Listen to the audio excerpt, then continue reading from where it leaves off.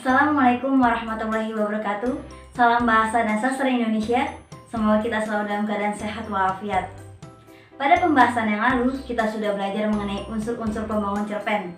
Ada tema, tokoh, penokohan, alur atau plot, sudut pandang, setting atau latar, gaya bahasa, dan amanat.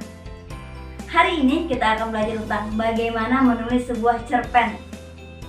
Apakah di sini ada yang pernah menulis cerpen? Barangkali kita semua memang pernah menulis sebuah cerita ya.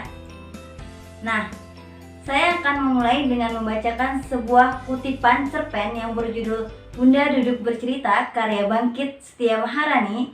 Silakan disimak ya. Bunda duduk bercerita. Kali ini bukan tentang putri tidur atau tentang 3 anak babi. Kali ini tentang sepasang sepatu. Ya, hanya tentang sepasang sepatu. Dan cerita Bunda kali ini tidak dibuka dengan kata-kata pada zaman dahulu kala. Bunda memulai ceritanya dengan kata tadi pagi. Lihat, lihat, 3 kepala itu serentak mendongak. Mata bundar mereka mengerjap, apalagi si sulung. Ia langsung menggeleng-geleng tanda tak setuju. Kok tadi pagi Bunda? Bukan zaman dahulu kayak biasanya, protesnya. Iya, sambung si tengah. Bisa saja toh tadi pagi, Bunda bertanya.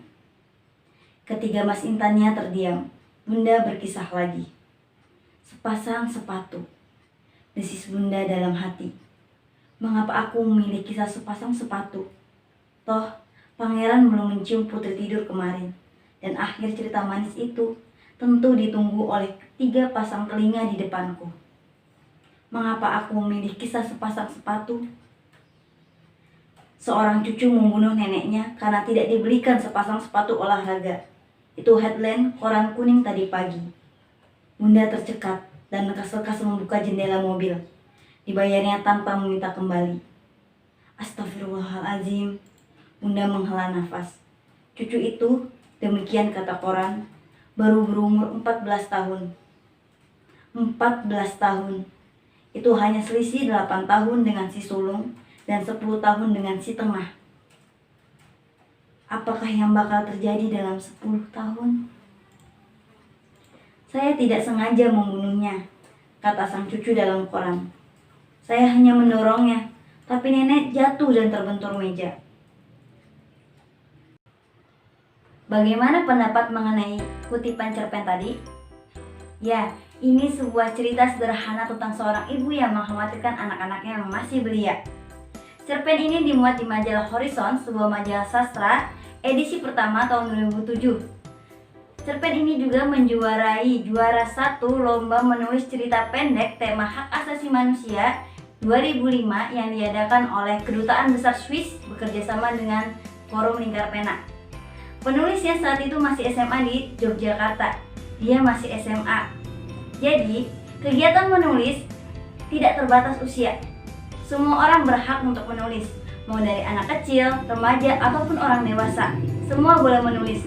Mau itu seorang siswa, dokter, bahkan guru, boleh menulis.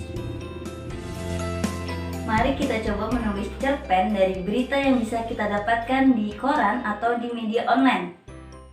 Saya sudah memiliki berita tentang dampak pandemi COVID-19 saat ini. Sini semisal sebuah berita tentang juragan angkot yang bersedih gara-gara pandemi COVID-19, usahanya bangkrut. Dalam angan saya sudah membayangkan menciptakan seorang tokoh seperti di berita ini, yaitu juragan angkot tersebut. Sekarang kita coba membuat awalan paragraf, 1 paragraf saja dulu, semisal secangkir kopi dan pisang goreng di pagi ini tidak senikmat seperti yang lalu-lalu, terlebih dengan berita di koran. Katanya virus corona berbahaya, maka itu lebih baik di rumah saja. Lelaki parubaya itu menghela nafasnya. Hari demi hari semakin sepi orang yang berpergian, penumpang angkot makin jarang. Masih dalam koran, pemerintah menyuruh masyarakat untuk saling menjaga jarak. Sebagian besar orang tak berani naik angkot, khawatir berdesakan, risih. Apa yang harus kulakukan? Batin lelaki parubaya itu. Nah, bagaimana jika kita mengalami kesulitan dalam menulis? Kebingungan mau dari mana memulainya, bagaimana memulainya?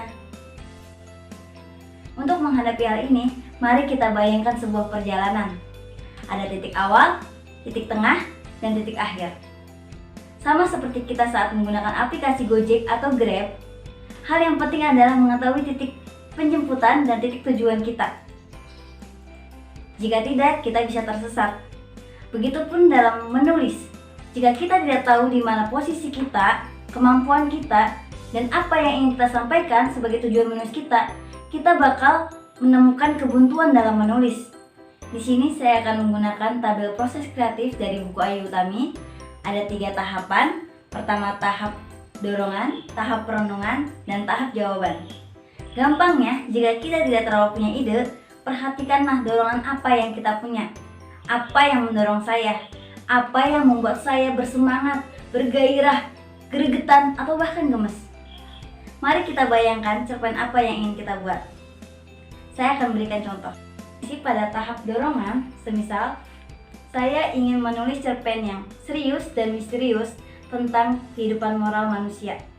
Lalu pada tahap perenungan muncullah pertanyaan, apa yang mengubah moral manusia?